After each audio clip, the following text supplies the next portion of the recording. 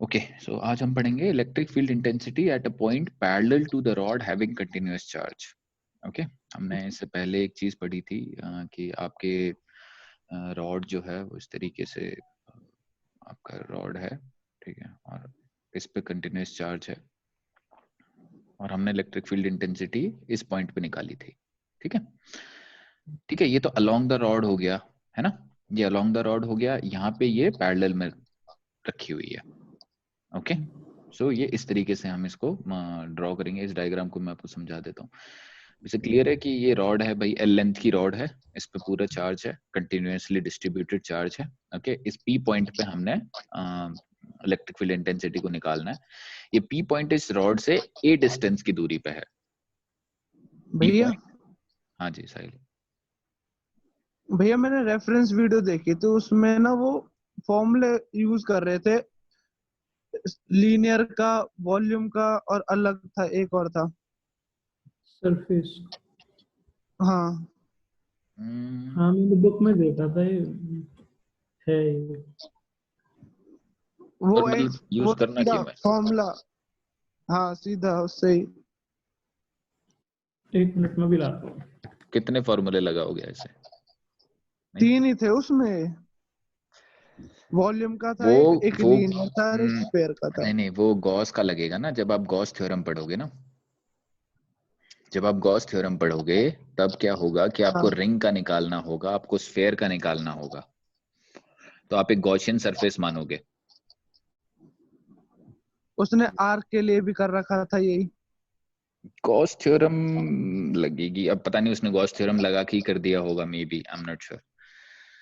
ठीक है, मुझे एक वो फोटो भेज देना, फिर मैं आपको बता दूंगा वो जो भी आपने पढ़ा है।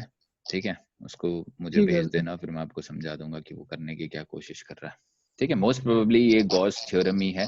गॉस थ्योरम जब हम पढ़ेंगे तो हमें समझ में आएगा कि गॉस थ्योरम कैसे काम करेगी। ठीक है, देखो बेसिक कंसेप्ट बेसिक से स्टार्ट करोगे तो आसान रहेगा। गॉस थ्योरम में भी यही काम होना है, कुछ अलग नहीं होना।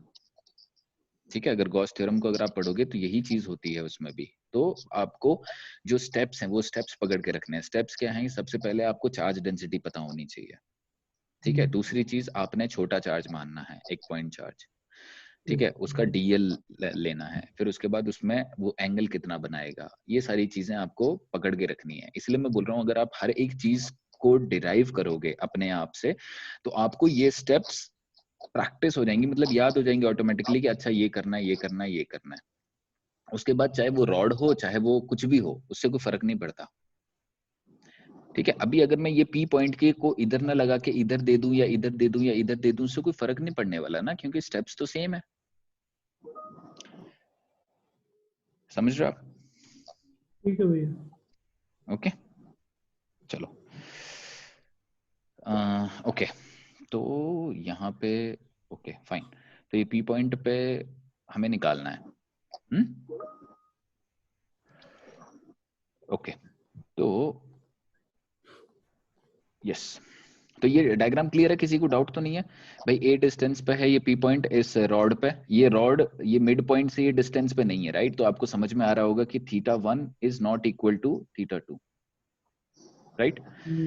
थोड़ा सा नीचे है, मैंने जानबूझ के थोड़ा सा नीचे बनाया, ओके, ताकि θ1 θ2 के बराबर ना लगे। θ1 is not equal to θ2। Okay, फिर उसके बाद ये छोटा सा आपने चार्ज यहाँ पे लिया है, फिर उसके ये डीएल लेंथ के साथ है, और ये जो एंगल बना रहा है वो d5 है। ठीक है, और यस, तो सारे पॉइंट क्लियर हैं। ओके, अब यहाँ पे क्या होगी, हमें इलेक्ट्रिक फील्ड इंटेंसिटी निकालनी है। इलेक्ट्रिक फील्ड इंटेंसिटी किस पॉइंट पे निकालनी है? पी पॉइंट पे निकालनी है। पी पॉइंट भी हमने कैसा चार्ज माना है? अगर यहाँ पे कोई चार्ज नहीं है, इलेक्ट्रिक फील्ड इंटेंसिटी माननी है तो टेस्ट चार्ज है। टेस्ट चार्ज मतलब पॉजिटिव चार्ज है, मतलब इलेक्ट्रिक फील्ड इंटेंसिटी की डायरेक्शन कैसी होगी? रिपल्सिव। समझ में आ रही बात? तो ये इस तरीके से ऐसे निकलेगा। अरे हाँ या ना? हाँ जी। भाई डी क्यू चार्ज, इस डी क्यू चार्ज की वजह से जो electric field intensity P point पे आएगी वो ऐसी आएगी कि नहीं आएगी? है ना? और वो इलेक्ट्रिक फील्ड इंटेंसिटी ये ऐसी आ गई।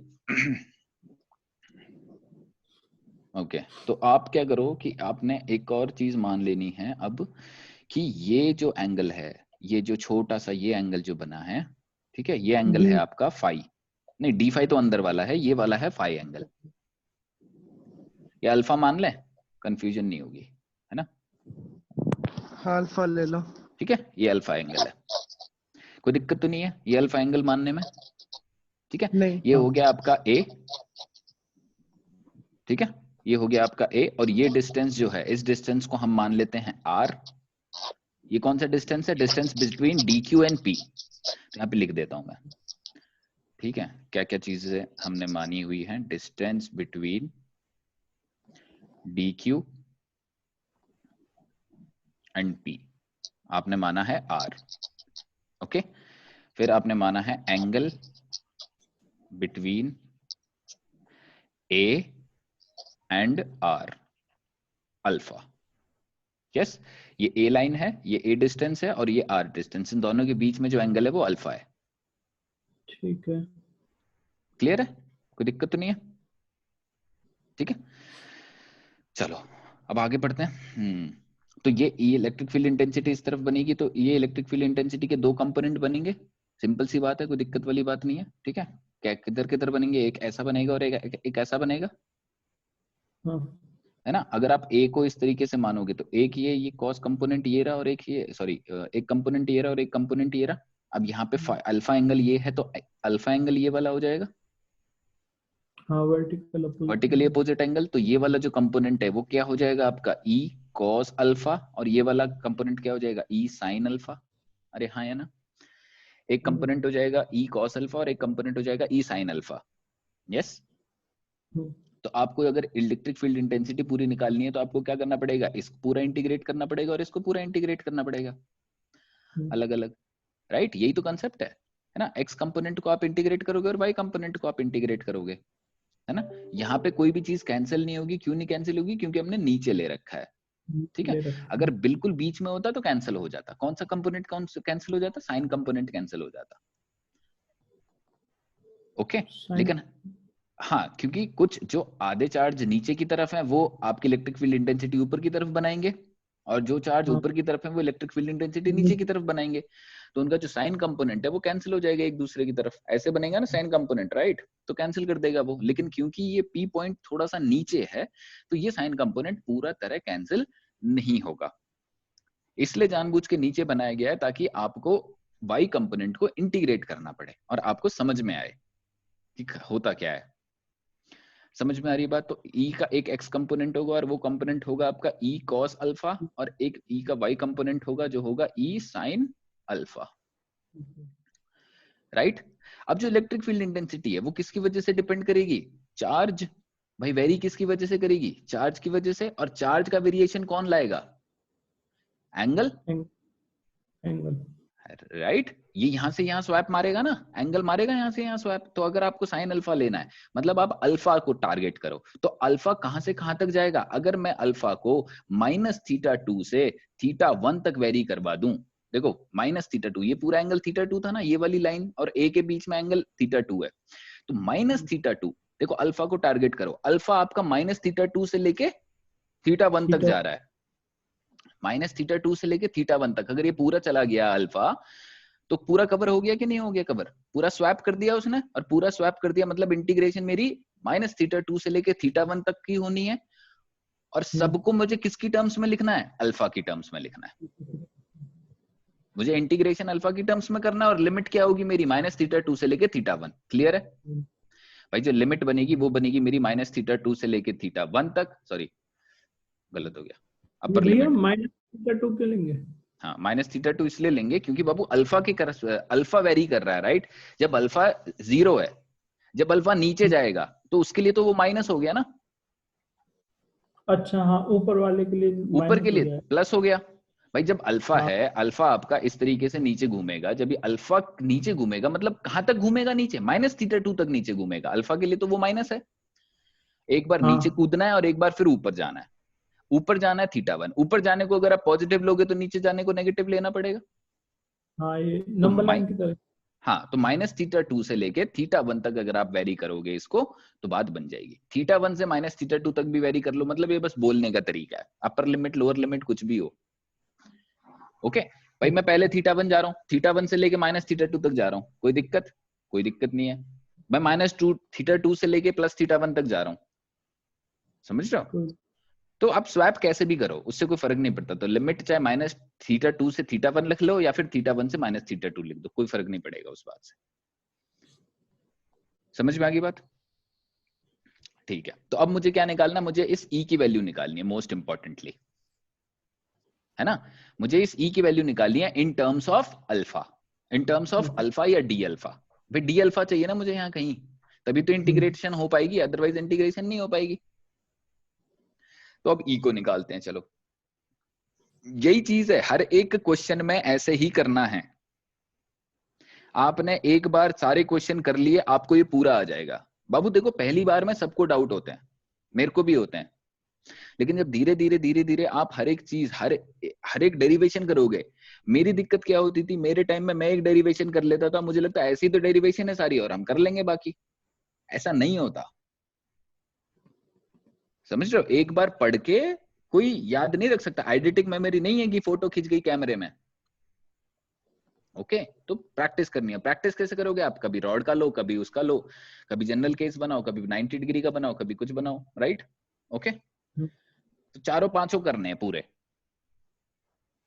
चलो, हाँ, तो अभी क्या कर रहे थे हम? इलेक्ट्रिक फील्ड इंटेंसिटी निकाल रहे थे। इलेक्ट्रिक फील्ड इंटेंसिटी का फॉर्मूला क्या होता है? के Q1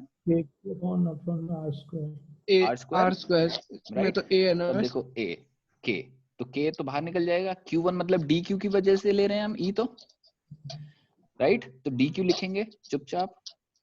DQ अपॉन में R स्क्वायर मतलब डिस्टेंस। डिस्टेंस क्या है भाई? ये रहा डिस्टेंस, R माना ना। हाँ, इसका R, ठीक है। DL नहीं होगा डिस्टेंस, ध्यान रखना, DL नहीं होगा डिस्टेंस, R होगा डिस्टेंस। डिस्टेंस किसके किसके और किसके बीच में होता है डिस्टेंस? याद रखो, चार्ज और पॉइंट के बीच का डिस्टेंस लेना है, DL नहीं लेना है कभी भी। ठीक है आर्यन, यहाँ पे तुम्हारी बहुत कंफ्यूजन होती है, कहाँ DL लेना है कहाँ नहीं लेना है। तो R, ये R का मतलब क्या है? इसलिए बोलते हैं फॉर्मूले को रटो मत, समझो ये R मतलब क्या है। This R is the distance between charge and point. तो R स्क्वायर हो जाएगा ये, पक्की बात भाई? यहाँ पे किसी को कोई दिक्कत नहीं? अब मुझे DQ को भी रिप्लेस करना है और मुझे R को भी रिप्लेस करना है। मुझे छोटे R को रिप्लेस क्यों करना है भाई? देखो, छोटा R हमने क्या पढ़ा था अभी तक कि जो जो वेरिएबल है वो सबको रिप्लेस करना है, क्योंकि फिक्स्ड वाला तो इंटीग्रेशन से बाहर हो जाएगा, तो जो जो वेरी करेगा वो सबको हमें रिप्लेस कर देना है। तो DQ तो हमें पता है कि वेरी करता ही है, चार्ज तो वेरी करना ही है। R इस बार R भी वेरी करेगा। क्यों वेरी करेगा? कि देखो, अगर ये वाला DQ यहाँ है तो R इतना है, अगर DQ मेरा यहाँ पहुंच गया तो R बदल जाएगा कि नहीं बदल जाएगा? अगर DQ मेरा यहाँ पहुंच गया तो R बदल जाएगा कि नहीं बदल जाएगा? अगर मेरा DQ यहाँ पहुंच गया तो R बदल जाएगा, यहाँ पहुंच गया तो R बदल जाएगा, यहाँ पहुंच गया तो R बदल जाएगा। तो मतलब हर पॉइंट पे R बदल रहा है, तो R भी एक वेरिएबल है, तो मुझे R को भी रिप्लेस करना पड़ेगा। DQ को तो मुझे रिप्लेस करना ही है, पर मुझे R को भी रिप्लेस करना है। और DQ को रिप्लेस करने का तरीका तो अब तक आपको पता ही चल गया होगा, किससे रिप्लेस होगा DQ? भाई चार्ज डेंसिटी से रिप्लेस होगा। चार्ज डेंसिटी को आप मान लो लैम्डा, तो DQ अपॉन में DL भी क्या हो जाएगा आपका? लैम्डा।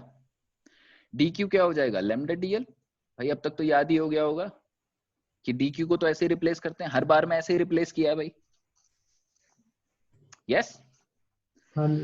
तो DQ मेरा इस तरीके से रिप्लेस हो जाएगा, लैम्डा DL हो जाएगा, कोई दिक्कत वाली बात नहीं है। फिर DL को भी मुझे रिप्लेस करना होगा, DL को भी मुझे बदलना होगा और मुझे R स्क्वायर को भी बदलना होगा।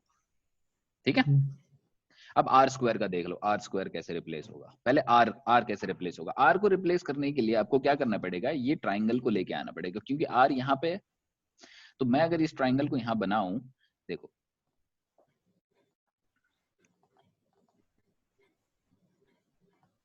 और ये मैं अल्फा एंगल ले लूं, तो ये A हो गया और ये R हो गया। हो गया कि नहीं हो गया? हो गया ना भाई? ये A हो गया और ये R हो गया। अरे ये क्या कर दिया मैंने, अल्फा लिख दिया, R। ठीक है, तो अब अगर मुझे R की वैल्यू निकालनी है, A तो फिक्स है तो A को तो चुन सकता हूं मैं भाई, A तो फिक्स्ड है ना। तो अगर मैं R को A की टर्म्स में लिख दूं तो बात बन जाएगी कि नहीं? अल्फा तो मुझे लेना ही लेना है, अल्फा से तो कोई दिक्कत है ही नहीं। R को A की टर्म्स में क्यों लिखोगे? क्योंकि A फिक्स्ड है। A तो एक पॉइंट से फिक्स्ड है ना। हाँ तो ए की वैल्यू तो फिक्स है ना भाई, आर वेरी कर रहा है, अगर मैं ए लिखूंगा तो वो तो फिक्स्ड है। ए की वैल्यू हाँ क्या है, ए मतलब इस पॉइंट रॉड से पॉइंट का डिस्टेंस कितना है, ये ए है। हाँ, और आर है इस वाले पॉइंट से आर इसका है, डिस्टेंस। आर है चार्ज से पॉइंट का डिस्टेंस, फर्क है दोनों में। अब अच्छा, चार्ज तू कहां लेता है वो तेरे पे डिपेंड करता है, इसलिए आर वेरी कर जाएगा, लेकिन रॉड से पॉइंट का डिस्टेंस थोड़ी वेरी कर रहा है। वो वेरी नहीं कर रहा, लेकिन आर और ए के डिस्टेंस में फर्क है ना, आर थोड़ा बड़ा है। हाँ तभी तो मैं बोल रहा हूं कि आर को ए की टर्म्स में लिखना है, आर को ए नहीं लिखना है, अच्छा हाँ, आर को ए की टर्म्स में लिखना है। तो आर को ए की टर्म्स में कैसे लिखोगे बताओ भाई, 90 डिग्री। 90 डिग्री में कर देंगे। अरे यार, तुम लोग ऐसे करते हो ना तभी गुस्सा आता है मेरे को। बेस अपॉन हाइपोटेन्यूज क्या होगा, कॉस अल्फा, तो cos alpha is equal to base upon hypotenuse. अच्छा ठीक है। नहीं कि hypotenuse upon base.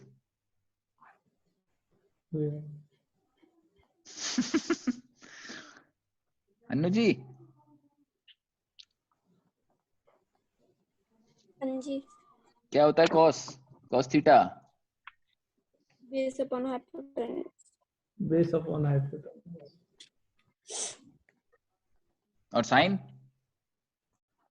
Perpendicular upon hypotenuse. और टेन। Perpendicular upon base. ठीक है, ये सब चीजें याद रहनी चाहिए। ओके, तो अब क्या कर सकते हो आप भाई, आर की वैल्यू मुझे लिखनी है, आर की वैल्यू लिखनी है, आर की वैल्यू लेनी है ना मुझे, तो कैसे लिखूंगा मैं बताओ, sorry, cos alpha 1 upon cos alpha is equal to R upon A, तो ए अपॉन में सेक अल्फा लिख सकता हूं। अरे ए सेक अल्फा लिख सकता हूँ कि नहीं, हाँ कोई दिक्कत तो नहीं है,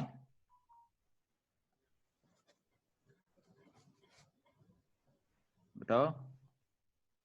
हाँ, नहीं है। पक्का, चलो, तो क्या लिखेंगे हम आर की जगह पे, इज इक्वल, सॉरी,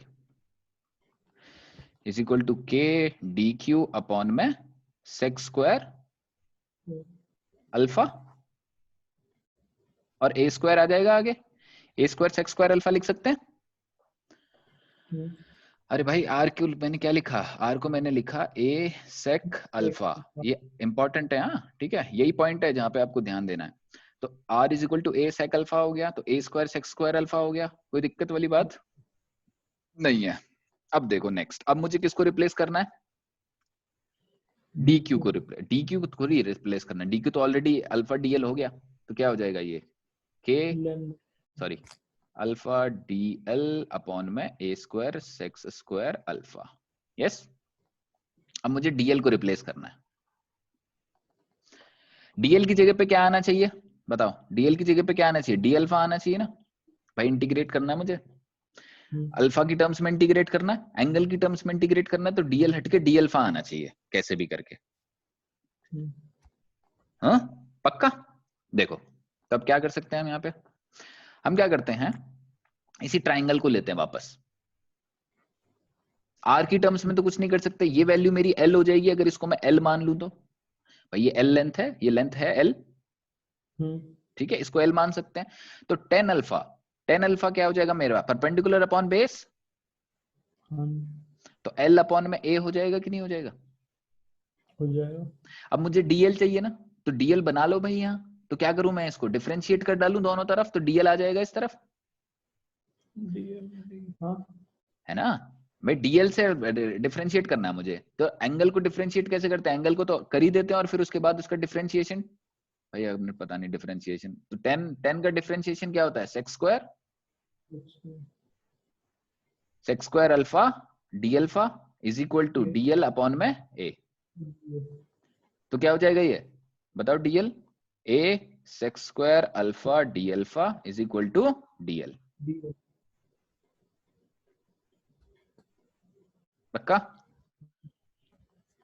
हाँ, टेन थीटा का डिफरेंशिएशन सेक स्क्वायर ही होता है कि सेक होता है, एक बार चेक करो, मुझे ये डाउट लग रहा है।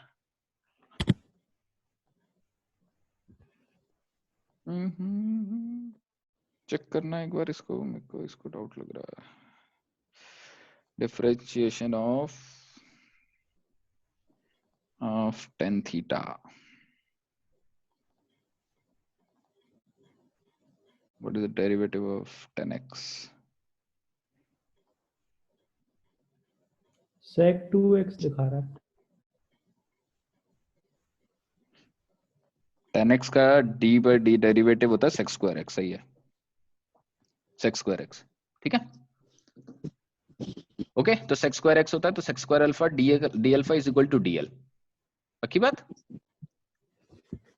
अब यहाँ पे क्या डालना है हमने, dl की रिप्लेसमेंट। dl की रिप्लेसमेंट क्या है, dl की रिप्लेसमेंट है आपकी a sec square alpha d alpha, yes.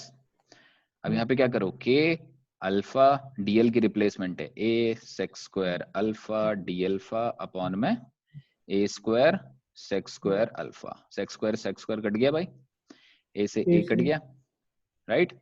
क्या बचा मेरे पास, एक के sigma alpha d alpha upon में ए अल्फा, तो क्या बचा, के k सिग्मा लैम्डा, लैम्डा होता है ये, a लैम्डा अपॉन में a डी अल्फा। आगे भी है डी अल्फा अपॉन में भी है ए अल्फा भी है। नहीं नहीं अल्फा कैसे रह जाएगा भाई, एंगल है वो, सेक्स स्क्वायर कट गया ना, अल्फा अकेले तो आ ही नहीं सकता। तो ये e की वैल्यू आ गई मेरी। अब मुझे क्या करना है, ex निकालना है और ey निकालना है। ex क्या था मेरा बताओ, e cos अल्फा, ey क्या था मेरा, e sin अल्फा, राइट।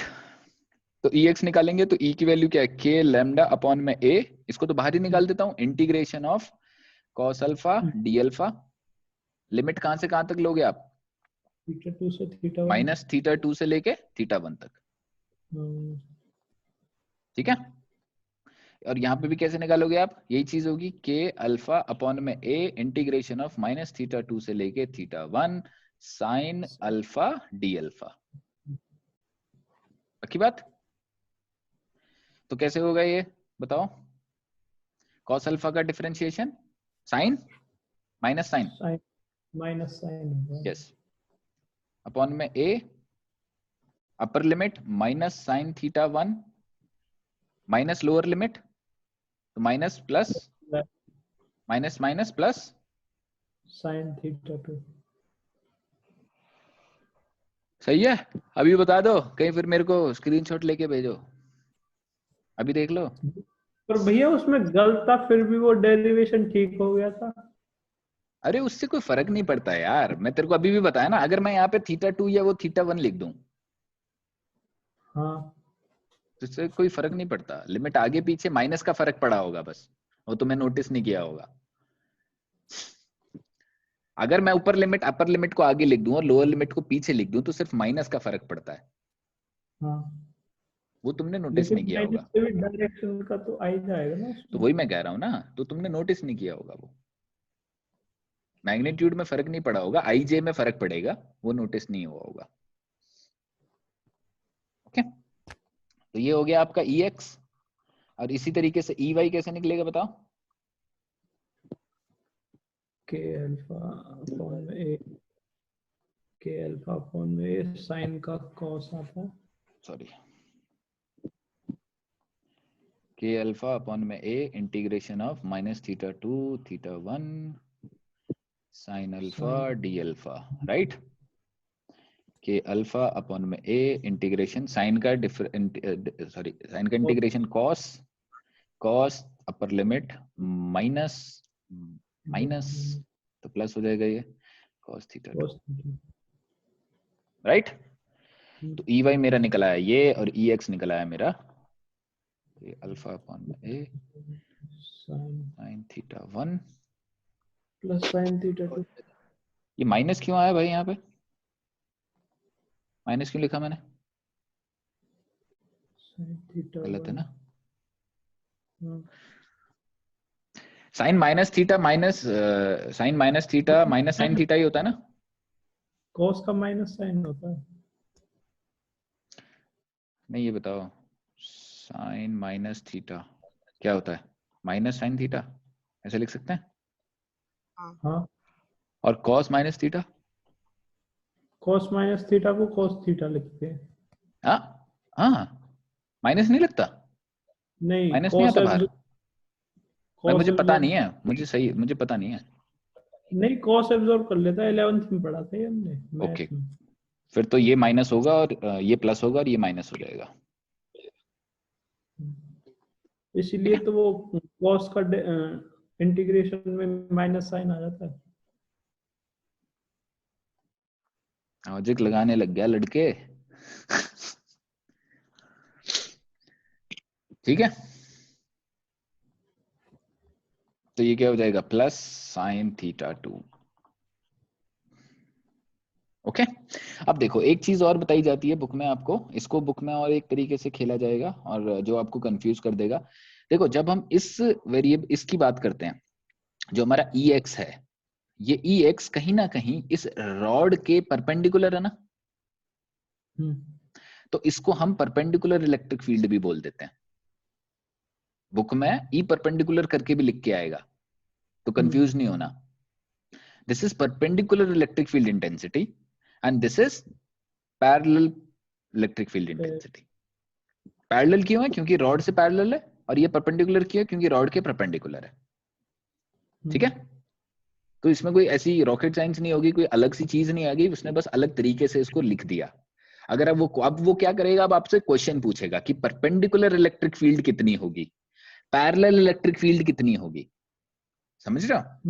अब वो ऐसे पूछेगा आपसे क्वेश्चन, ई एक्स ई वाई नहीं पूछेगा, वो आपसे पूछेगा परपेंडिकुलर इलेक्ट्रिक फील्ड कैसी है या पैरेलल इलेक्ट्रिक फील्ड कैसी है। तो आपको पता होना चाहिए, जब परपेंडिकुलर की बात कर रहा है मतलब परपेंडिकुलर टू द सरफेस, अगर पैरेलल की बात हो रही है तो पैरेलल टू द सरफेस। समझ में आ गई बात? ये वाली कौन सी इलेक्ट्रिक फील्ड होती है? ये वाली इलेक्ट्रिक फील्ड कौन सी है भाई? पैरेलल है ना। इसकी परपेंडिकुलर इलेक्ट्रिक फील्ड कितनी है? कुछ नहीं, 0, क्योंकि सिर्फ यही है। समझ में आ गई बात?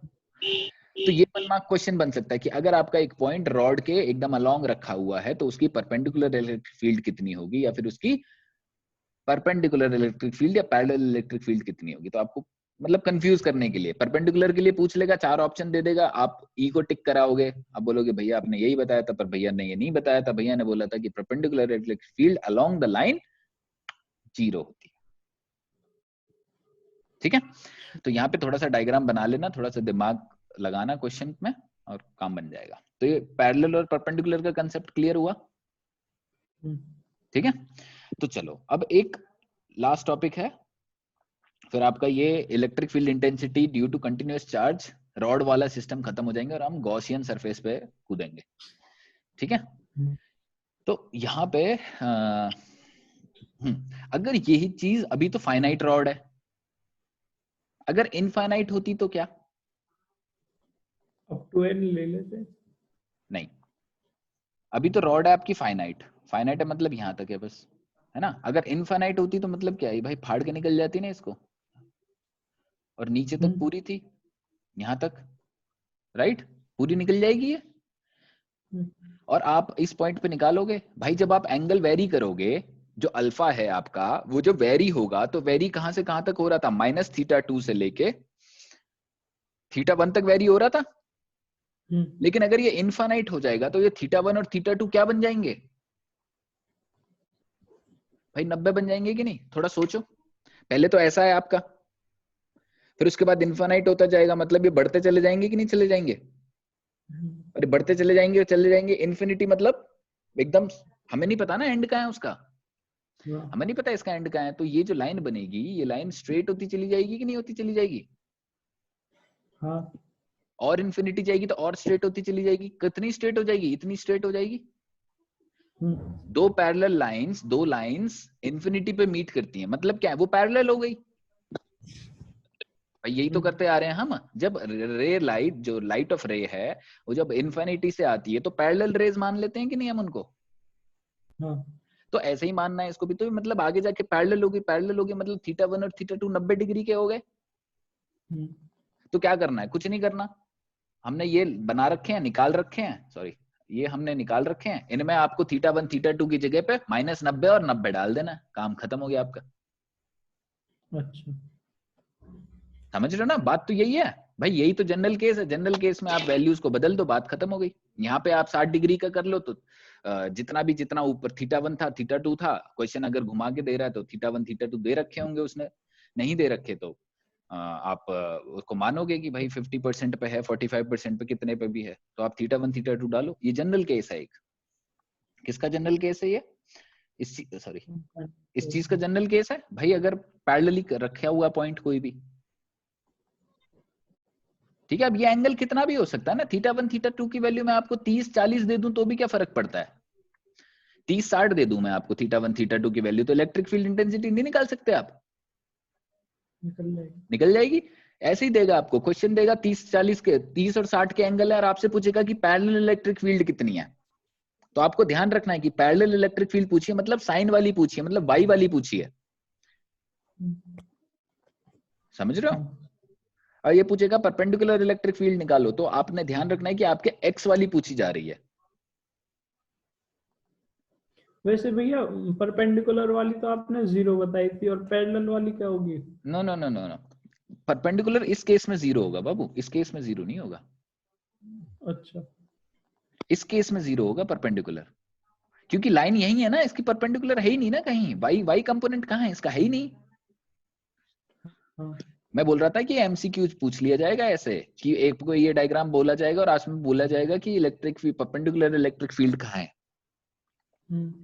ये डायग्राम भी नहीं देगा आपको, लिख के दे देगा 2 लाइन में कि what is the perpendicular electric field experienced eight a point which is placed along the line of the rod of a rod having continuous charge. along the line है, अब along the line है मतलब perpendicular कुछ होना ही नहीं है उसका। समझ में आ रही बात? हाँ भाई। हाँ, तो कब आएगी भाई परपेंडिकुलर और पैरेलल दोनों पिक्चर में, कब आएंगी? जब ये पैरेलल टू द रॉड रखा रहेगा। ठीक है। कोई डाउट किसी को?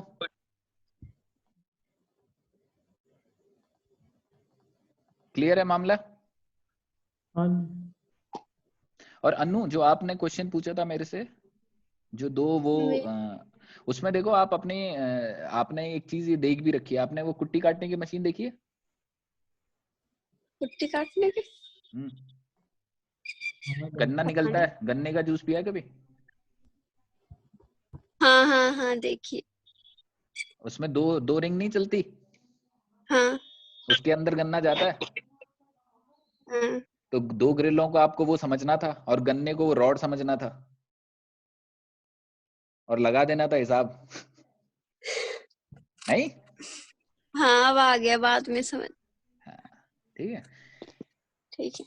तो फिजिक्स ऐसा ही है, फिजिक्स हर एक चीज जो आपसे पूछी जा रही है वो आपने कहीं ना कहीं कभी ना कभी देखी है, पर आपने वो देख के अनदेखा कर दिया है, बस दैट्स इट, और कुछ नहीं है। जब आप उसको अपने रियल लाइफ में लगाने लग जाओगे तो मैटर सॉल्व है बिल्कुल,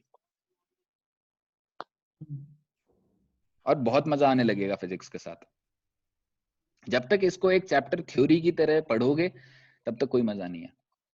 हिस्ट्री, बाबर आए थे, मुगल आए थे भाई, ठीक है, आए थे गए, काम खत्म हो गया। इसलिए तो मजा नहीं आता ना हिस्ट्री में, because we can't feel it, right, we can't see it, but here the beauty of physics is you can see it. और जब आप ये एक कनेक्शन एस्टैब्लिश कर लोगे अपनी पढ़ाई और अपनी प्रैक्टिकल प्रैक्टिकल लाइफ में, तब फिजिक्स क्लिक हो जाएगी, सब कुछ क्लिक हो जाएगा। और इसी को हम बोलते हैं क्रिटिकल थिंकिंग या एनालिटिकल थिंकिंग। इसी चीज को बोलते हैं बस हम एनालिटिकल थिंकिंग।